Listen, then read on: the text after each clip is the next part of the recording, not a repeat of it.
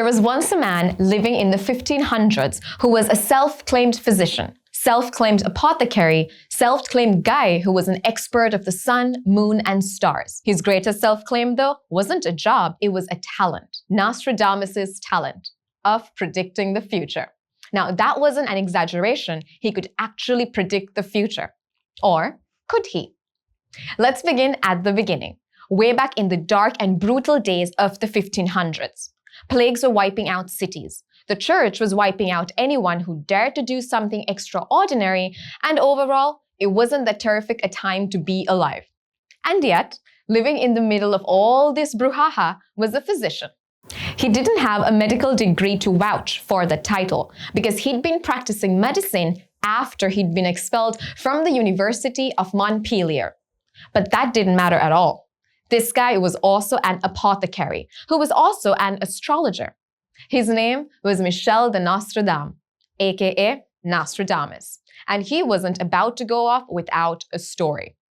So, sometime around 1555, Nostradamus sat down, cracked his knuckles, and picked up his quill to write a book. Now, this book wasn't going to be another classic lit work on the pile. Nope. This book would look forward. It was to be about the future and everything that was going to happen in it. So, Nostradamus set to work. He blended Greek and Latin with Old French and Occitan, and he splattered the book's pages with 942 prophetic quatrains, or 4-line poems. The quatrains didn't blatantly read out like road signs either. Prophecy was a deadly hobby to maintain at that time. So, to ensure he didn't end up on the wrong side of the church's wrath, Nostradamus wrote the quatrains using symbols like fire, beasts and blood, and anagrams and metaphors. Then, he stacked the quatrains into sections he cheekily called centuries, with 100 quatrains going under every century, except for the 7th. Here, Nostradamus lost 58 out of 100 quatrains he was going to cram in there before the book even made it to print. But the guy didn't give up. He carried on and he finished the book. He didn't bother arranging the centuries into clear timelines. Nope. He just finished writing, slapped the book with an impish name, Prophéties, and then sat back, watching, waiting. Years passed, and the book went around, not exactly becoming a 16th century bestseller. And then, in 1559, King Henry II got struck in the eye with a lance while jousting, then died days afterwards. Tragic, unexpected. But then it got weird soon. Soon, people were flipping through Nostradamus's Prophéties and pointing to one particular quatrain. That was later interpreted how a young lion would defeat an older lion, and that settled it. Nostradamus had predicted the king's death. He'd written about it in 1555, 4 whole years before Henry ever picked up a lance. And from there, everybody eyed Nostradamus, jaws on the floor, wondering if the guy was a literal prophet and if his book could actually predict the future. With this question in the air, those who believed he was a prophet peeled away from the skeptics, and a debate broke out, a debate that lived beyond the years of Nostradamus. The believers were 100% certain Nostradamus' work had predicted the future, and also the French Revolution. They pointed to quatrain lines that spoke about blood on the streets, nobility under attack, and the French monarchy's great fall. Skeptics pushed back. It couldn't be proved that the guy predicted the French Revolution. Not exactly, because there were no dates in his book pinpointing the event. Then the believers dragged in Napoleon Bonaparte, saying Nostradamus totally saw the conqueror looming in the horizon. This time, they were waving a quatrain with the name Napoleon Roy. Skeptics, though, laughed at that, because they had just taken a couple of random words, then manipulated the spellings into a familiar name. Classic. Still, the believers weren't going to back down. They rummaged through the book and came with another word.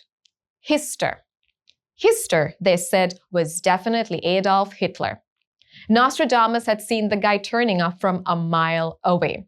They even paired it with a separate quatrain about a poor child born in the depths of Western Europe, stitching the two together into one tidy little prophecy. But critics had a good comeback for this one.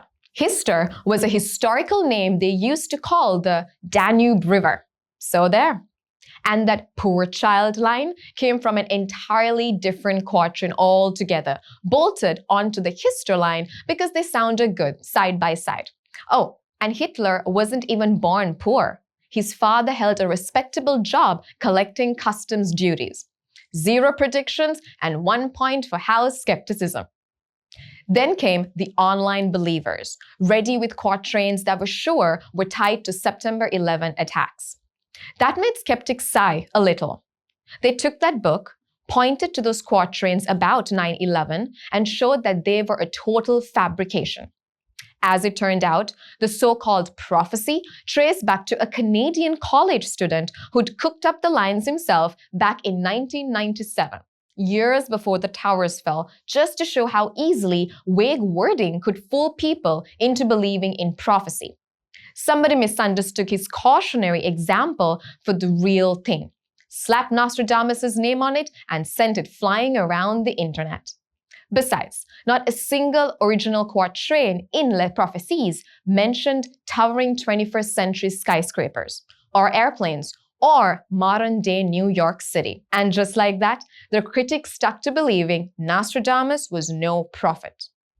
They suggested the believers were extracting lines from the quatrains, matching them to events after they happened, and were calling the whole thing prophetic when it was anything but. Topping that, they were casually and quietly ignoring whatever Nostradamus' prediction in the book that failed to happen. You know, classic human nature. But here's the fun part though. Not even the critics, with their fancy knowledge, could actually prove Nostradamus' work was false. Nope. Nostradamus' imagery is way too emotionally powerful, and his writing is so good it could apply to any century, sounding as prophetic as it was written to be. So, what's the verdict? Did Nostradamus predict the future, or did people imagine he did?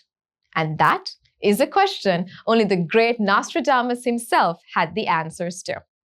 Now, we bet this mystery had you questioning everything. Bet you've got some theories of your own too. So write them away in the comments section. Then smash that like button and subscribe to Myztora. You'll never miss a mystery if you do.